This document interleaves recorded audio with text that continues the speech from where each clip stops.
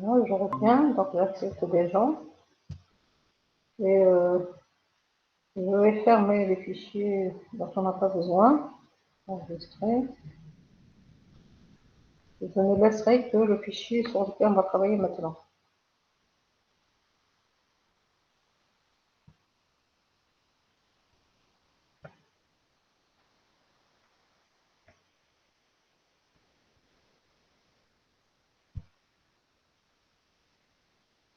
Voilà, donc vous vous souvenez,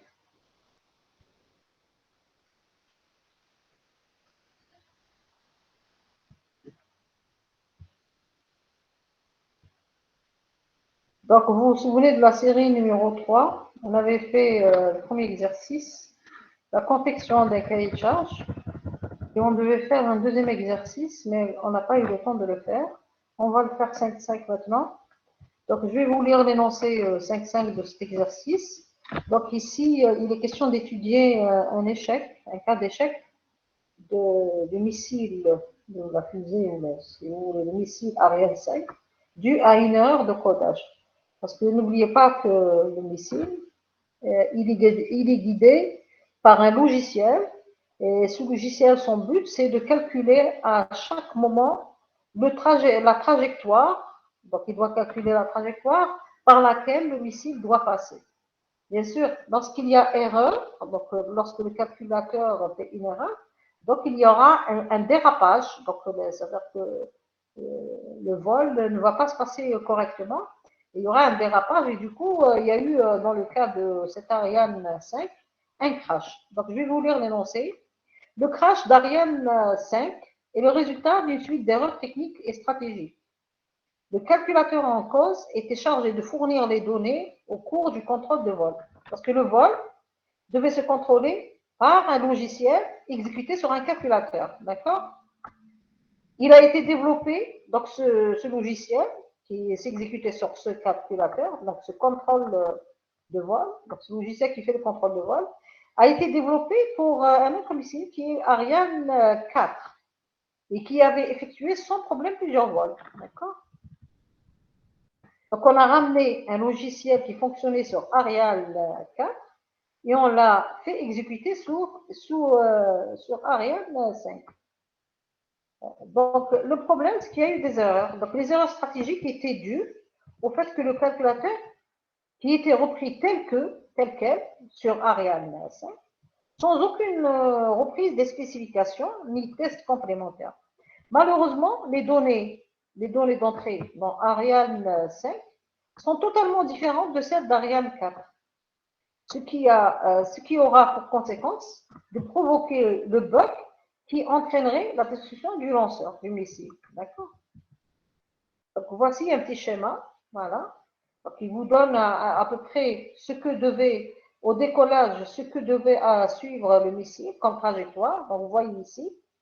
Donc, il devait suivre cette trajectoire parce qu'à chaque moment, il y a un calcul du chemin à suivre, donc de la trajectoire à suivre, d'accord? Donc, à tout moment, il y a un calcul qui devait se faire, donc, et le missile devait suivre cette trajectoire idéalement, d'accord? Mais on s'est rendu compte qu'après un certain temps, donc il a commencé à bien suivre la trajectoire, mais à un certain moment, il a dérapé de cette trajectoire, et puis puisqu'il a dérapé, donc au milieu du ciel, si vous voulez, donc on l'a détruit, donc il a eu neutralisé, il y a eu destruction de ce lanceur, parce qu'on devait le détruire en plein ciel, avant qu'il ne tombe sur des agglomérations de population et qu'il ne fasse des dégâts. D'accord? Donc, un deuxième calculateur, voilà, donc on vous dit dans Ariane 5, il y avait un deuxième calculateur qui exécutait ce logiciel. Donc, le deuxième calculateur fonctionnait à chaud, c'est-à-dire en parallèle avec le premier. Mais, comme sa conception était en tout point identique au premier, les mêmes causes ont produit les mêmes effets. Donc, les erreurs techniques, c'est quoi? Le code contient tout bêtement une affectation d'une donnée de 64 bits vers une donnée de 16 bits. D'accord? Donc, comme Ariane 4 travaillait sur des données, ou bien c'est des mots mémoire de 16 bits. Mais Ariane 5, les données, elles sont représentées sur 4 bits. Donc, le fait d'affecter par exemple, à une donnée de 64 bits à celle de 16 bits, donc il y aura tronquage, donc il y aura il y aura une perte de l'information. Il y a des parties de cette information à 64 bits qui ne pourront pas être représentées sur 16 bits. Donc, on vous l'explique ici. Comme les données d'Arial 5 sont plus importantes que prévu, il arrive qu'une valeur de plus de 16 bits ne soit pas affectée à la variable codée sur 16 bits. Une exception est alors logiquement levée. Donc, on vous dit, ce calcul, ou bien ce logiciel, travaille avec le langage ADA. Le langage ADA est un mécanisme qui permet de récupérer ce type d'exception. Mais on n'a prévu aucun mécanisme de protection, n'a été prévu. Donc, l'exception, elle est juste transmise au cours du contrôle de vol, c'est tout. Il y a eu un affichage quelque part, qu'il y a eu une exception dans le calcul, parce qu'on a affecté une valeur de 64 bits à un mot mémoire de 16 bits. Donc, il y a eu de la perte de l'information, qui la traite comme n'importe quelle autre valeur fournie dans le calculateur. D'où son comportement aberrant, entraînant la perte de la trajectoire, puis le déclenchement de l'autodestruction. Parce qu'il perd, il dérapait de plus en plus de sa trajectoire, donc au cours du ciel, donc l'autodestruction s'est déclenchée automatiquement parce qu'il a été programmé ainsi. Donc, les questions qu'on vous pose, quelle leçon peut-on tirer de ce cas? Voilà, donc on va essayer de le faire. Donc, exercice numéro 2, ensemble, voilà. Donc, exercice numéro 2. Donc, toujours la série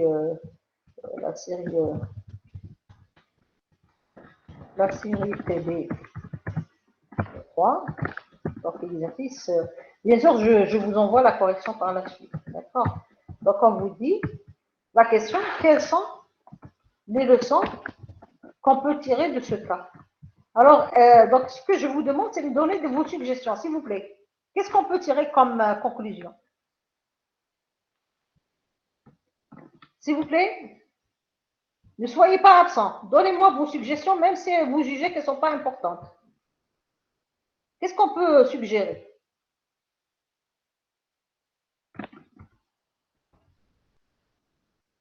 Quels sont les sons qu'on peut tirer? Par exemple, j'ai fait un logiciel qui va fonctionner sur un calculateur d'un missile Ariane 4.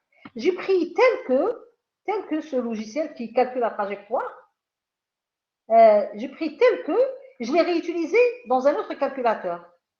Sachant que le deuxième calculateur présente des adresses, si vous voulez, le deuxième calculateur travaille avec 64 bits.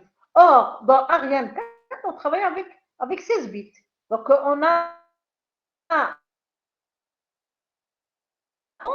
et c'est ce qui a causé le bug.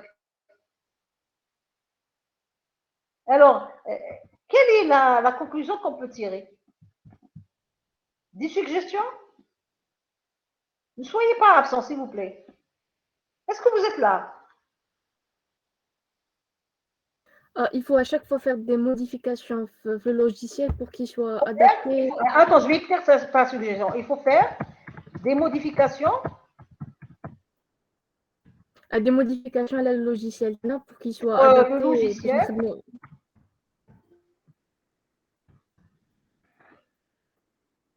Ces modifications doivent s'adapter à quoi? Le calculateur. Oui, donc qui s'adapte, donc logiciel, on les adaptant aux nouveaux matériels, au nouvel environnement de travail, d'exécution, environnement.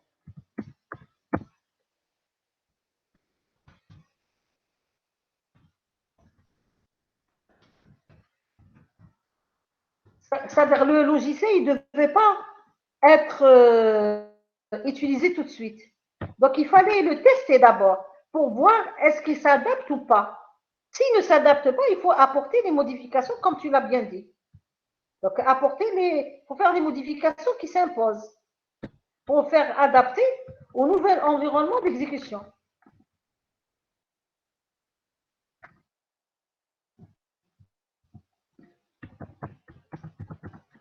Pour l'adapter au nouvel environnement d'exécution.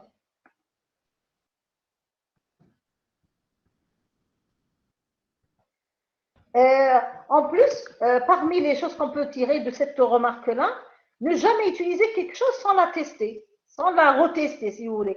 Donc, le logiciel, il a bien fonctionné sur Ariane 4, mais on n'est pas sûr qu'il va fonctionner sur un autre matériel, sur un autre environnement. Donc, il faut faire des tests. Donc, ne jamais réutiliser un composant ou bien un logiciel sans opérer des tests dans le nouvel environnement. Donc, c'est ça la leçon qu'on peut tirer. Donc, ne jamais réutiliser un composant matériel ou logiciel. Hein? Donc, un composant matériel ou logiciel sans le tester. Sans le tester dans son nouvel environnement. Nouvel environnement, comme on l'a décrit ici.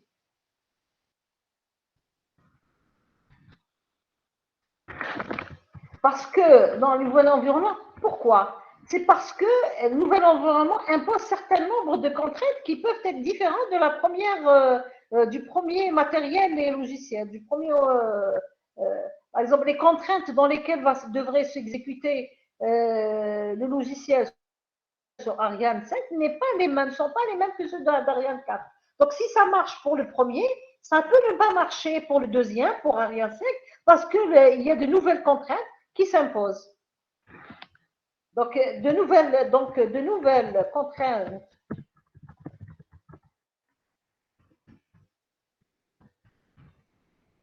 peuvent surgir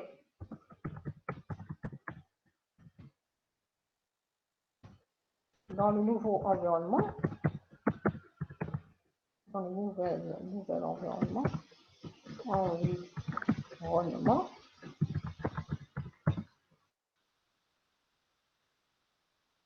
il faudra bien les prendre en charge. En charge, comme notre camarade a dit, en termes de modification, en termes d'adaptation et modification, en termes d'adaptation et modification. Donc, je vais accepter des gens qui viennent, oui, voilà. Qu'est-ce qu'on peut tirer aussi? Par exemple, là, on a dit la dernière fois dans un logiciel, par exemple, on nous a demandé, d'ailleurs on ne l'avait pas terminé, tiens, on nous a demandé de voir est-ce que la gestion d'un cabinet d'avocats, est-ce qu'il y a possibilité que cette gestion puisse interagir avec, est-ce que ce logiciel de gestion du cabinet d'avocats peut interagir avec d'autres logiciels? Est-ce qu'il y a possibilité de faire de l'intégration? Et oui, il y a possibilité de faire l'intégration parce que regardez, logiciel de gestion d'un cabinet d'avocats, il s'occupe des affaires des clients. Mais n'oubliez pas que les clients, ils doivent payer de l'argent pour le cabinet. Donc, on peut imaginer qu'il existe un autre logiciel qui fait le calcul des prestations, gestion des prestations clients. Et un deuxième logiciel qui fait la gestion de la paie, parce que le cabinet doit payer ses employés, qui sont les avocats, la secrétaire, les techniciens informaticiens, etc. Donc, il y a une gestion de salaire, de la paie. Donc, si on voit bien qu'il y a une gestion des prestations, gestion de la paie, et on vient juste de construire un nouveau logiciel qui fait la gestion des dossiers du cabinet, donc on peut imaginer ce logiciel-là, on peut l'imaginer qu'il va travailler en collaboration avec les deux autres logiciels, ceux de la gestion de prestations et la paye. Donc, on peut faire un travail d'intégration. On peut intégrer ce nouveau logiciel avec les anciens logiciels pour que ça fasse une solution globale qui prend en charge aussi bien la gestion des dossiers juridiques des clients, la prestation des clients et la paye des employés du cabinet. Donc, il y a un travail d'intégration qu'il faudra faire. Et je pense que ce travail d'intégration qu'il faudra faire, il est très bien adapté dans le cas d'Ariane 4 et d'Ariane 5. Parce que si, par exemple, le logiciel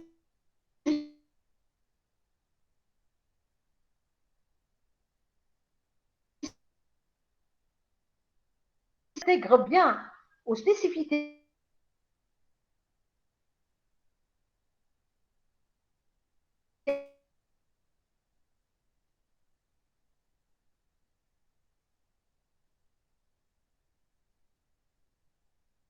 ici. C'est là où il y a eu la surprise. Donc ici, la leçon qu'on peut tirer de ça, c'est le manque de tests d'intégration nécessaires pour vérifier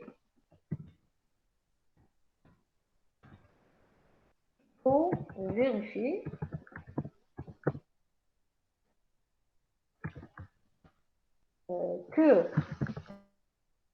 le logiciel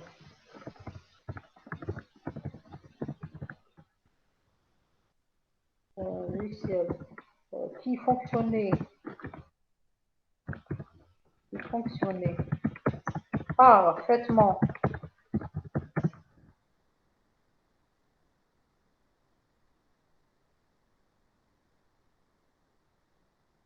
sur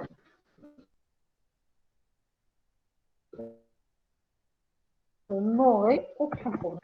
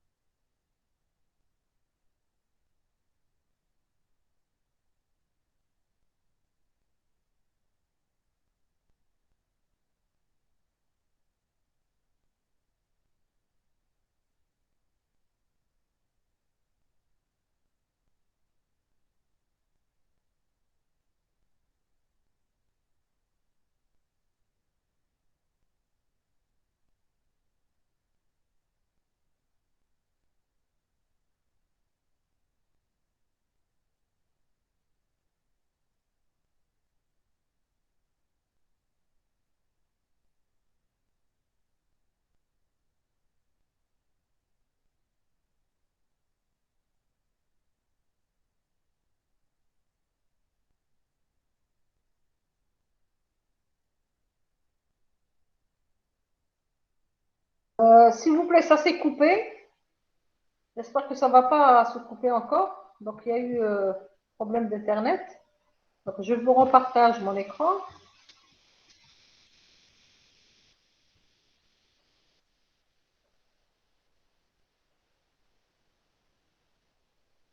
Donc, je ne sais pas à quel moment ça s'est coupé.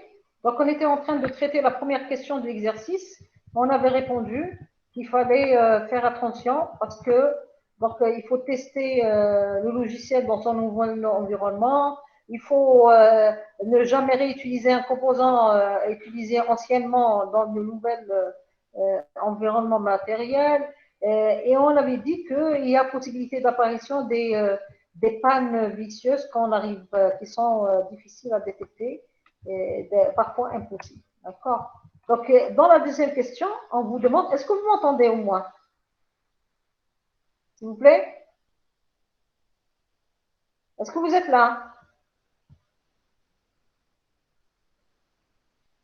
Que quelqu'un me réponde, s'il vous plaît. Vous n'êtes pas là? Bon. Personne n'est là. Vous êtes rentré, vous êtes parti? Bon. Personne n'est là. Oui, madame, on vous entend bien. Ah, très bien. Donc, au moins une qui a répondu. Très bien. Donc, c'est simple, je ne vais pas tarder beaucoup. Quels sont les modèles? Je veux dire, si je vous pose la question, par exemple, on a vu un modèle qu'on appelle en cascade. Est-ce que vous pensez que le modèle de développement en cascade est adapté à ce genre de projet?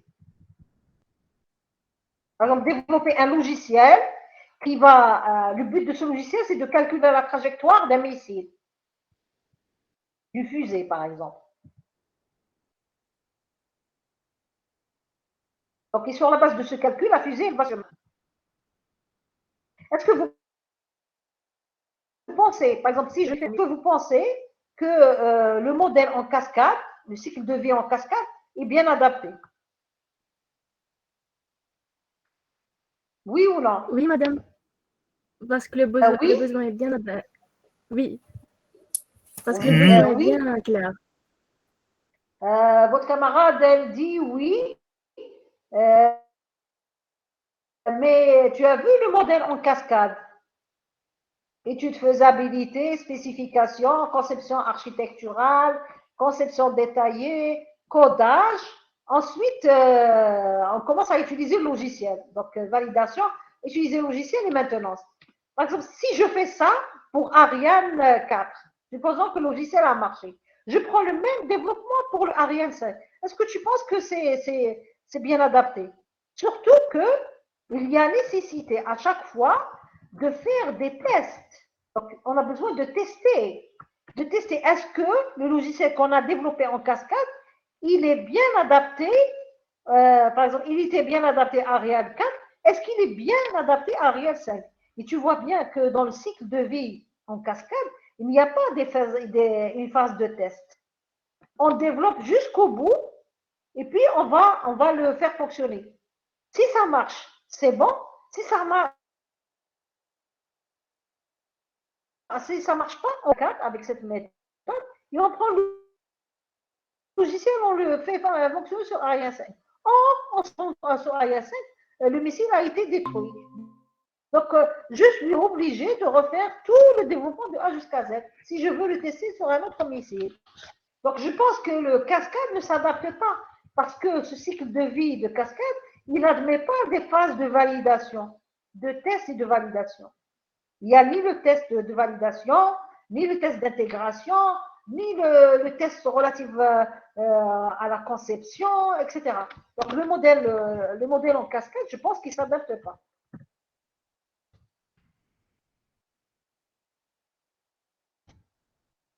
Il ne s'adapte pas. Car il n'a pas de phase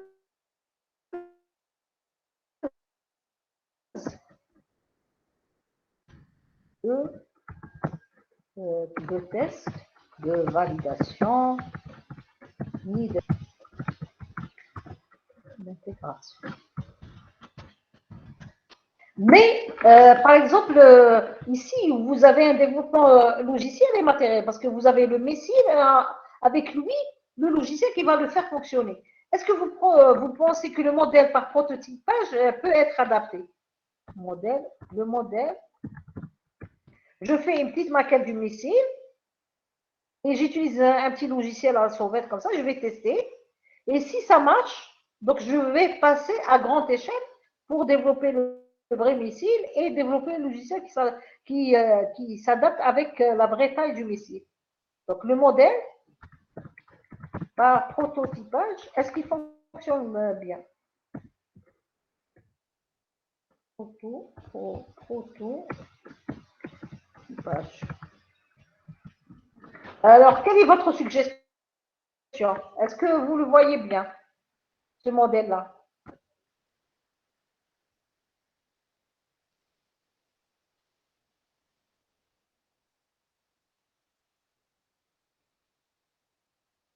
Pas de réponse?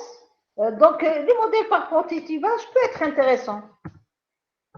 Parce que si je dois développer une certaine maquette matérielle, peut être intéressant dans le sens où si je développe une partie matérielle,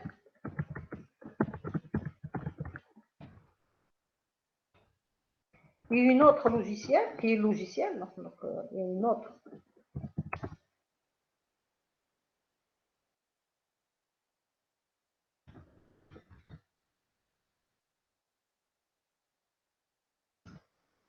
logiciel.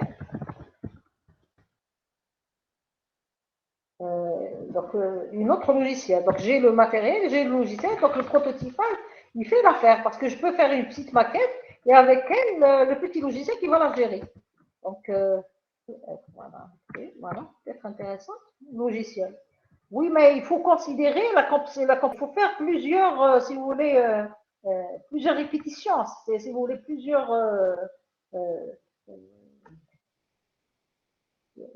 phases de développement de ce prototype. Parce que si, tout en considérant, donc tout en, il faut pour cela, donc il faut pour cela considérer la complexité du système à développer, que ce soit matériel ou bien logiciel. Système à développer.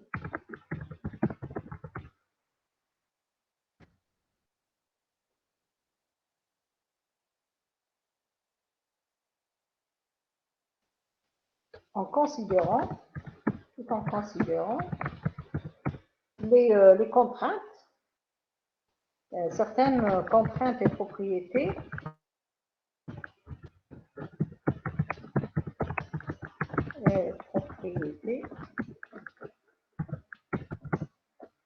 à,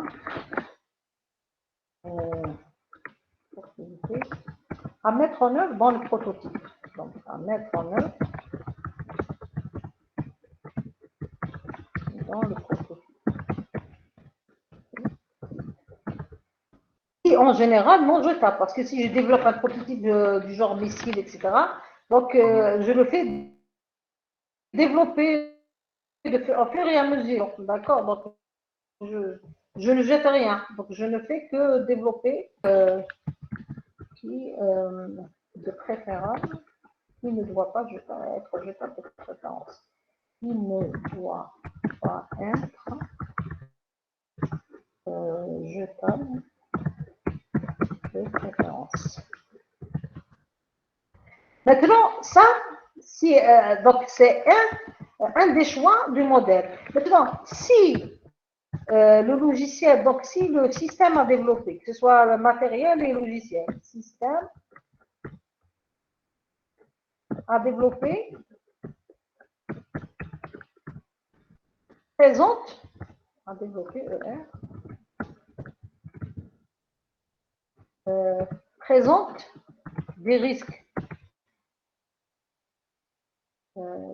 Présente des risques énormes,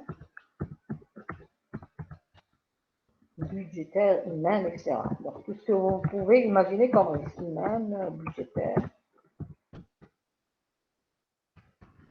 Donc ici, le cycle, le modèle par spirale est le mieux adapté.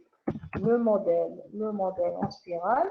Parce que n'oubliez pas le modèle, cycle de vie de modèle en spirale. Donc sa spécificité, justement, c'est l'évaluation des risques. Il y a une phase d'évaluation des risques. Le modèle en spirale est le mieux adapté.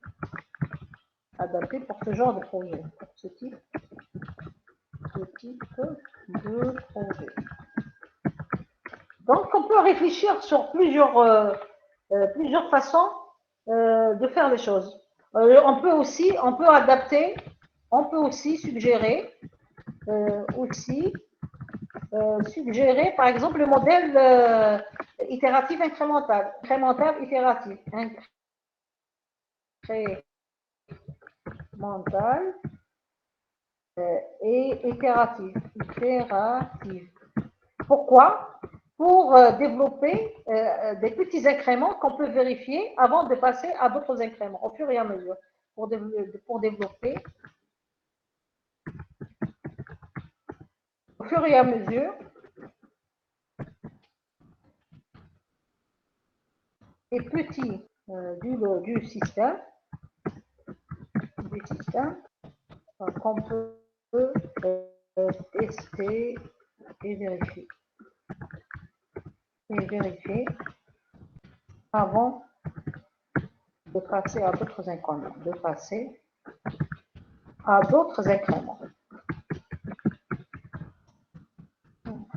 Etc. On peut réfléchir sur plusieurs façons. Par exemple, on peut faire la chose suivante. Par exemple, on peut mélanger les différents systèmes entre eux. Donc, on va adopter plutôt une solution hybride. On va hybrider. On va faire un peu du spiral, en même temps un peu de l'incrémental itératif. Donc, on va gagner sur deux plans. Non seulement on va prendre cette phase d'étude des risques, l'évaluation des risques, en même temps, dans ce spiral, on va rajouter le côté incrémental et itératif. Donc, ça va augmenter les chances de réussite de notre développement du logiciel, que ce soit sur le plan matériel ou bien sur le plan logiciel. Donc, une solution hybride, donc on peut adopter,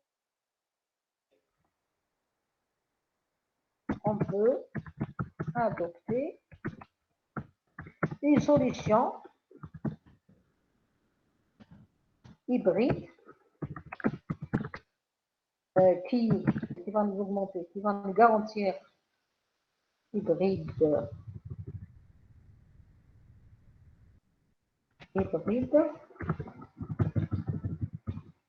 qui va nous permettre de garantir, qui va garantir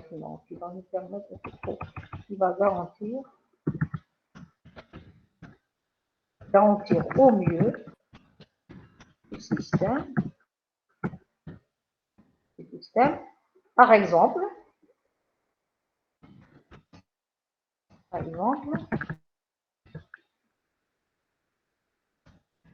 on peut utiliser le modèle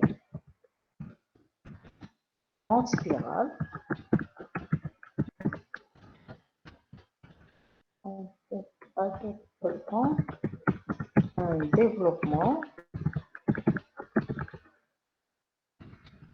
qui est incrémental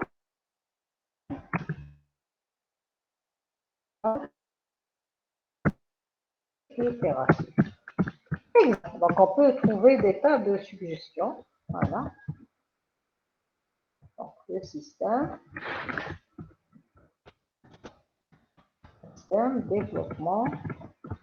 Donc, on peut trouver des tas de solutions qui nous permettent de réussir et de mieux en mieux notre développement du logiciel qui va guider le missile. Donc, et puisque c'est un logiciel qui guide un matériel, donc il y a le côté matériel et le logiciel. Donc, le côté matériel, on peut adopter aussi le système de modèle par prototypage. Propriété, développer. Voilà, développer. Voilà, donc je pense que avec ces petites suggestions, donc ça répond aux questions, à la question qui a été posée, quel est le modèle qui est le mieux adapté, quel est le modèle mieux adapté pour un tel projet, donc quel est le mieux adapté. Donc il faut discuter sur plusieurs plans, donc plusieurs modèles sont possibles, et là le choix final se détermine sur certains critères, soit bien, etc. Voilà, je pense que l'exercice numéro 2 a été fait et on va arrêter notre exercice. Et sans plus tarder, je pense que je dois vous faire quelque chose.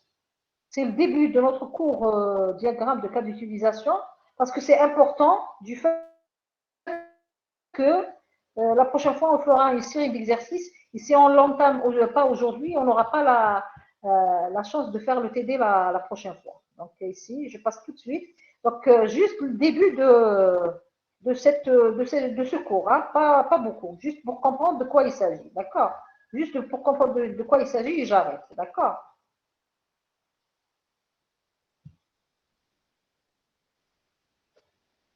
Donc je vais arrêter par la suite pour faire une petite pause de 15 minutes, d'accord? Ça va vous permettre de vous détendre un peu.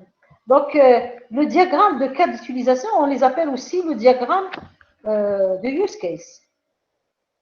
Donc, attendez, je vais voir combien il a de pages, celui-là. Voilà, donc jusqu'à la page 36, je crois qu'on va aller jusqu'à juste le début. Voilà, juste pour comprendre de quoi il s'agit, les acteurs, etc. Jusqu'à la 11e diapo. 11e diapo, c'est bon. Je vais aller rapidement. Donc, le premier diagramme qu'on va voir, c'est le diagramme de cas d'utilisation, qu'on appelle le diagramme de use case.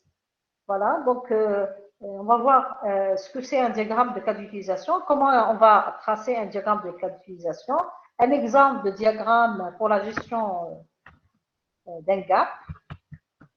Voilà, donc bancaire, donc guichet bancaire, donc automatique de banque, donc guichet automatique de banque. On va essayer de voir comment on documente un cas d'utilisation et qu'est-ce qu'il faut éviter de modéliser dans un cas d'utilisation. Donc, un cas d'utilisation, il est utilisé dans la spécification, l'analyse de la spécification des besoins. Donc, si j'utilise la spécification des besoins, je peux représenter ces spécifications à partir de diagrammes de cas d'utilisation. Donc, ce diagramme-là, il permet de capturer, analyser, organiser les besoins fonctionnels, ce que je peux programmer comme fonction métier d'un système. D'accord? Tous les besoins fonctionnels, je peux les représenter à travers ce diagramme de cas d'utilisation. Bien sûr, il répond à la question que fait le système et pas comment. Donc, ça veut dire que je vais décrire les différentes fonctions. Donc, il représente le côté fonctionnel, finalement. Donc, que fait le système, mais on ne décrit pas pour chaque fonction comment elle est faite. Le comment, non. L'algorithme, je ne le trouve pas à l'intérieur de ce diagramme. D'accord? L'algorithme de la fonction, par exemple, je peux le trouver à l'intérieur d'un autre diagramme. Par exemple, le diagramme d'activité. Mais dans le diagramme de use case, je définis juste la fonction, juste le nom de la fonction. Donc ce diagramme de cas d'utilisation, il permet de visualiser graphiquement le cahier de charge. Donc c'est pour cette raison on vous dit ce diagramme il permet d'analyser, capturer, organiser les besoins fonctionnels. Les besoins fonctionnels font partie du cahier de charge. Donc celui-là, donc ce diagramme de cas d'utilisation, visualise graphiquement le cahier de charge. Il est utilisé pour répondre aux questions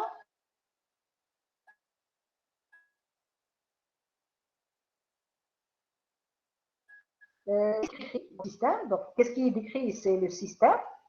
Qui interagit avec le système? C'est les acteurs. Que peuvent faire les acteurs? C'est les cas d'utilisation. Voilà, donc vous avez trois aspects dans le diagramme qui sont spécifiques. D'accord? Le système, vous avez le système, acteur, et vous avez les différents cas. Voici une représentation graphique d'un diagramme de cas d'utilisation. Donc, vous avez les acteurs qui sont à l'extérieur. Par exemple, ici, vous avez qu'on a un client. Vous avez le système qui est le fameux carré, bien rectangle, que vous voyez ici, le carré. Donc, ce système, on doit lui donner un nom, par exemple, système de vente en ligne. Et à l'intérieur, vous avez des cas d'utilisation. Et vous avez une interaction entre les acteurs et les cas d'utilisation. D'accord? Parce que ces acteurs vont réaliser un certain nombre de cas d'utilisation. Les cas d'utilisation, ça se représente sous une fonction. La fonction passée commande. La méthode sur commande. Voilà, voici un exemple. Voilà, donc vous avez un acteur qui est le client. Donc il va réaliser un traitement qui est vérifié le statut. Il va réaliser un traitement qui est passé la commande. Et vous avez de l'autre côté un acteur vendeur. Il vérifie aussi la commande. Et en plus, il va faire une autre chose, c'est traiter la commande. Donc, par rapport au client, il fait la même chose, le vendeur fait la même chose que le client, mais il fait un traitement en plus, propre à lui. Donc, il est possible de représenter cet exemple-là de façon beaucoup plus synthétique dans le diagramme de use case en adoptant une relation entre acteurs, qui est la relation d'héritage. Donc, finalement, le vendeur, il hérite du client. Pourquoi? Parce que les deux réalisent vérifier statut et passer commande. Donc, le vendeur fait la même chose que le client. Donc, il hérite des mêmes fonctions.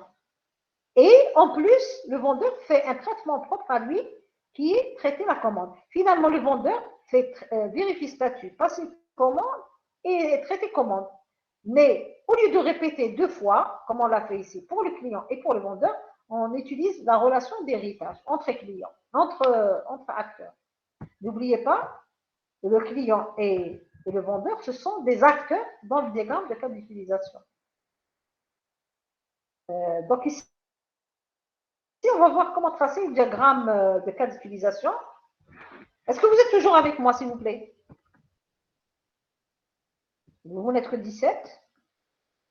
Bon, je ne vais pas refaire la prochaine fois. Tant pis pour les absents.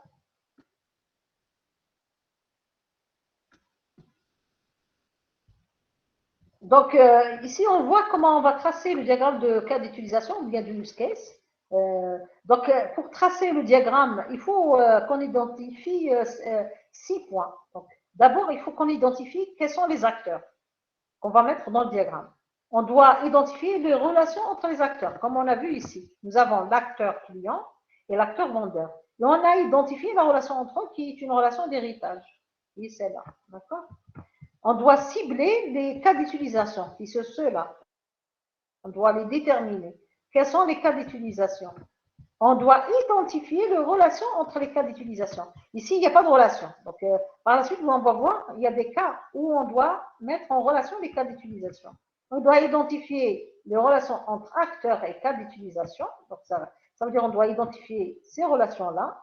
Voilà. Donc, entre acteurs, qui est celui-là, et le cas d'utilisation. Pour savoir qui fait quoi. Le client vérifie le statut. Il passe la commande. Le vendeur, la même chose. Mais le vendeur fait le traitement de la commande en plus. D'accord? Et on doit nommer, délimiter le système. On doit nommer, délimiter, c'est-à-dire on doit mettre le système sous forme d'un carré et on doit lui donner un nom. Ça, c'est important aussi. Donc, ces étapes-là, c'est pour cibler quelles sont les conditions ou bien pour y déterminer comment on doit tracer un diagramme de cas d'utilisation. Exemple, on va prendre le premier point, cibler les acteurs. Par exemple, l'acteur, par exemple, j'ai un acteur qui est étudiant. Donc, pour un acteur, il a un rôle. Un acteur, c'est quoi? C'est pas une personne. Un acteur, c'est un rôle. Et non pas une personne physique. Donc, du coup, par exemple, lorsque j'ai un logiciel, je ne vais pas représenter l'acteur, par exemple, étudiant 1, étudiant 2, étudiant 3, etc. Non.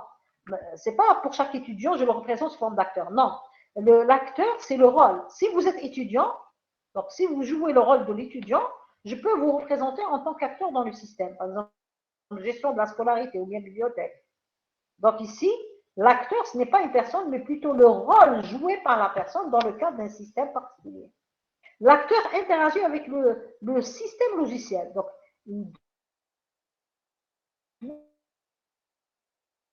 si je vous présente un acteur, il doit y avoir une relation quelconque avec des use cases, avec le système, à travers des use cases. Un ou plusieurs, vous voyez bien que cet acteur étudiant interagit avec ce cas d'utilisation emprunté libre.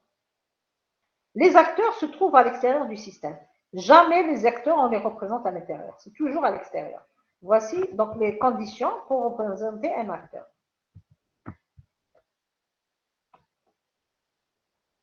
Donc, une personne physique, donc, elle peut être représentée par plusieurs acteurs. Dans quel cas? Si elle joue plusieurs rôles. Par exemple, supposons un acteur, donc enseignant, en même temps, il est responsable de la scolarité. Donc, la personne, elle peut être enseignante, en même temps, elle est responsable de la scolarité.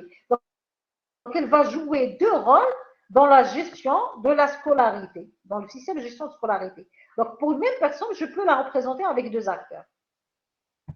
Si plusieurs personnes jouent le même rôle, mais s'il y a plusieurs personnes qui jouent le même rôle, sont représentées par un seul acteur. Par exemple, un enseignant, supposons qu'il y a une centaine d'enseignants, je représente un seul acteur enseignant. C'est le rôle de l'enseignant. Et en plus, un acteur peut ne pas être humain. Ça peut ne pas être une personne, ça peut être un système. Par exemple, ici, un acteur humain. Donc ici, il est stéréotypé par un personnage. Voilà, le stéréotype, c'est une personne. Donc, il peut être stéréotypé par un petit pictogramme, sous forme de matériel. Mais c'est toujours un acteur humain, si vous voulez. Pas humain, mais c'est un acteur qui joue un rôle dans le système. Il peut être représenté par un matériel tel que vous le voyez ici. Il peut être stéréotypé sous forme d'acteur, comme ça. Donc, ça, c'est une personne.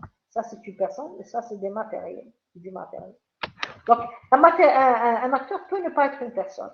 Donc, il peut ne pas être une personne humaine.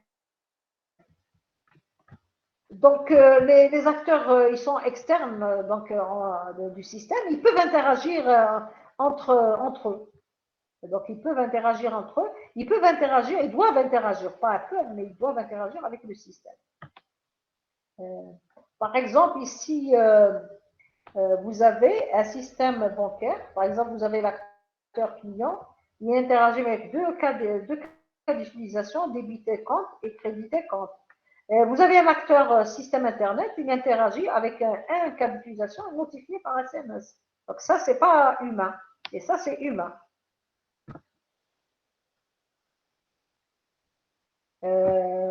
Donc, qu'est-ce qu'on peut... Voilà, donc vous avez la notion d'acteur principal. L'acteur principal, on le met toujours du côté gauche. Et l'acteur secondaire, secondary, on peut même spécifier secondary, du côté droit. L'acteur principal, ceux qui jouent le rôle principal dans un système. Et ceux qui jouent le rôle secondaire, on le met du côté droit. Par exemple, l'acteur secondaire, c'est toujours pour faire des actions telles que afficher, telles que éditer, etc. Mais créer, modifier, etc., c'est toujours l'acteur principal. Donc, la seule relation qui peut exister entre les acteurs, c'est bien l'héritage. C'est ce qu'on appelle généralisation, spécialisation. C'est la seule et unique relation qui peut exister entre acteurs. Voilà. Donc, je crois que j'arrive à la diapo numéro 11. Donc, j'arrête ici. Donc, la diapo numéro 11, je vais la mettre en rouge, comme ça, je vais me souvenir de ça pour la prochaine fois. Donc, si vous avez des questions, s'il vous plaît. Est-ce que vous avez des questions dans ce sens? S'il vous plaît? Est-ce que vous êtes toujours là? Vous êtes parti? Est-ce que vous avez des questions? Pas de question, madame, c'est clair. Voilà, donc si vous n'avez pas de questions, donc je vous libère pour 15 minutes. Est-ce que vous êtes d'accord? مدام لو جي نقرا بريزونسيال ما نقدروش نديرو تيبي بريزونسيال وخلاص Comment? حنا بالخميس نقرا بريزونسيال ولي تيبي نديرهم بريزونسيال ثاني Qu'est-ce que tu m'as dit? Répète, j'ai pas compris. مدام هاد لو جودي لي تيبي بريزونسيال باسكو ما كاش غرافاج Oui, écoute, le TP, c'est samedi. Si tu viens samedi, moi je viens samedi toute la journée. نو مدام قصدي على دوكا شغل لازم نديره دوكا Écoute, on s'est mis d'accord la dernière fois que les TP se feront samedi. Les TP se feront samedi. Si vous acceptez de venir samedi, je vous fais le TP en présentiel, il n'y a pas de problème. Est-ce que tu m'as compris? Oui, madame, ça, genre, le ma dimanche, je suis à bzaf, là, t'as déjà 3 heures, جيني Qu'est-ce que vous enregistré. voulez que C'est je pour ça. fasse? وش الثاني تبلي هاد السمانة بريزونسيال مدام انا ما نهضر شوفي مع السيكسيون ماشي انا Non, نهضر non, بعدا ça, non, tu donnes ton avis, c'est pas un problème. لا مدام هاد صاحبي السمانة راه القضاء بريزونسيال انا تاعي انا. ماذا بيا بريزونسيال شغل زعما. D'accord, moi aussi, je voudrais bien, surtout le TP, je voudrais bien que ce soit présentiel. Eh bien, rendez-vous samedi dans la salle de TP, il n'y a pas de problème. Samedi, je viendrai pour le TP.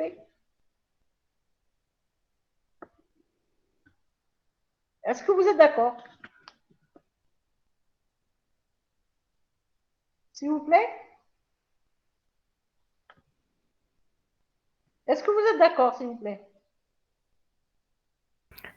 Madame,